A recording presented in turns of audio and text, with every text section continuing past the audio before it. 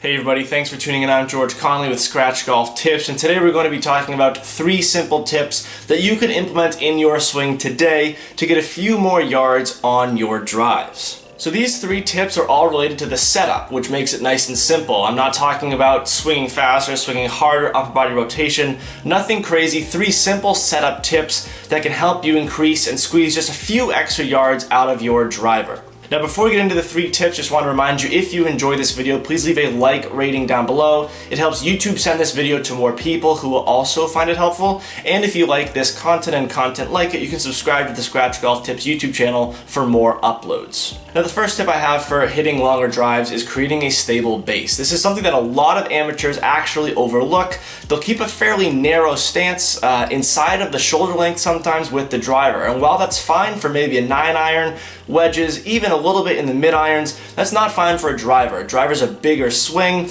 bigger club, more expectation with it. So we really want to work on creating a stable base. If your feet are right around shoulder length, that's going to actually restrict the amount of lower body rotation. If your feet are really close together, hard to rotate those hips. If your feet are a little bit further apart, you're creating a stable base. You're nice and anchored to the ground. You can leverage the ground for more power, which is going to help.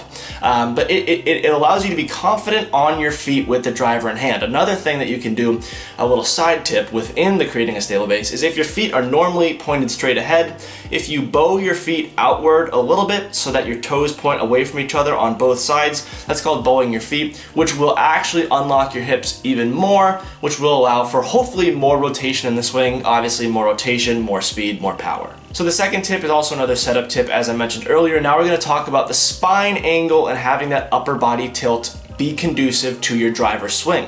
So if you think about a normal swing, we'll call it a 7-iron, a stock 7-iron shot, your spine angle is fairly straight. If this is your spine angle, it should be perpendicular to the ground. That's because we're hitting downward. Sometimes even players have their spine angle a little bit making an acute angle. If this is the angle right here, it's an acute angle for anyone who took geometry in high school. And what that allows you to do is it promotes a downward point of impact with that iron. So obviously with an iron, we do want downward contact. We want ball first and we want dirt or grass after. With a driver, we do not want downward point of impact. We want the upward point of impact because the loft on driver is so low. So because we want that upward point of impact, we're gonna have our spine angle reflect that.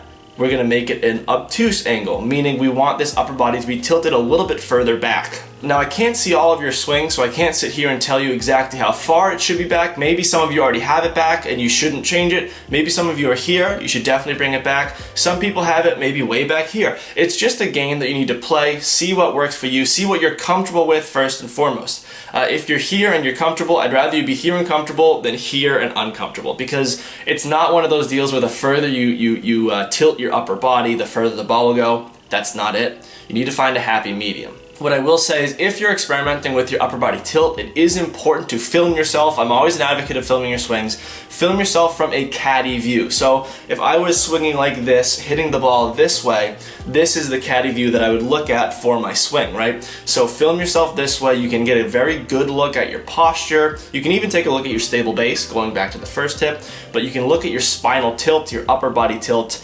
Just be sure to have it a little bit back. That's going to promote that upward angle of attack with the driver, which is going to have hopefully lead to a higher trajectory and some further striking with the driver.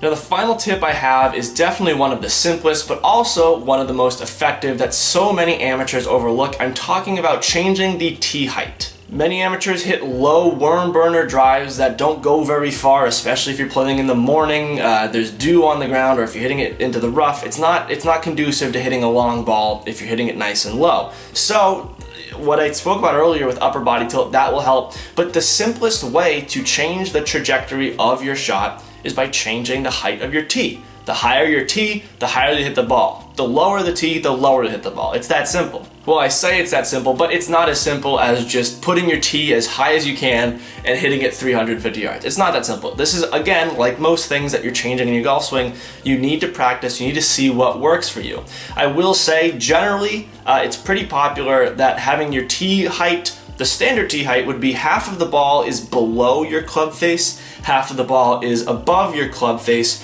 when the golf club, the driver, is laying on the ground. So if that is the normal tee height and you're still not too happy with it, it's going a little bit too low, you want to get it higher, try having just 1/4 of the ball being covered by the club face and 3/4 of the ball being above it. That's going to allow, more room for you to get under the ball, more room for you to hit the ball higher. And like I said earlier, higher does not always mean further. If you're hitting the ball way too high, you're gonna lose a ton of distance on it. If you're hitting the ball too high, you might get some spin on it. It won't go like this, it's gonna go like that. So that's not what we wanna see, but there is definitely truth that the proper trajectory is usually a higher one than many amateurs are hitting, especially amateurs who don't hit their drives as far as they want to. So tee height, upper body tilt, stable base, those are all 3 great ways that you can work on changing how far you hit the ball. You want to hit your driver further. You want to get the ball down there further. Everybody wants to. It's going to allow you to have a better iron, better wedge in the hand, maybe even drive a few short par 4s. But those are 3 simple ways. We're not talking about changing the swing. 3 simple ways to improve how far you hit the ball with your driver. If you have any questions on anything that I just mentioned, maybe anything that I failed to mention, leave them in the comments below. I check all the comments on these YouTube videos,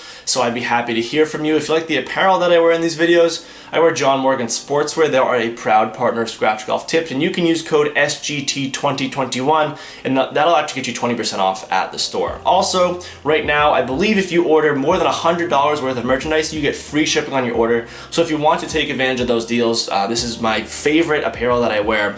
Great stuff from John Morgan. You can shop John Morgan down in the description below. Thank you all very much for watching. Play well, and take care.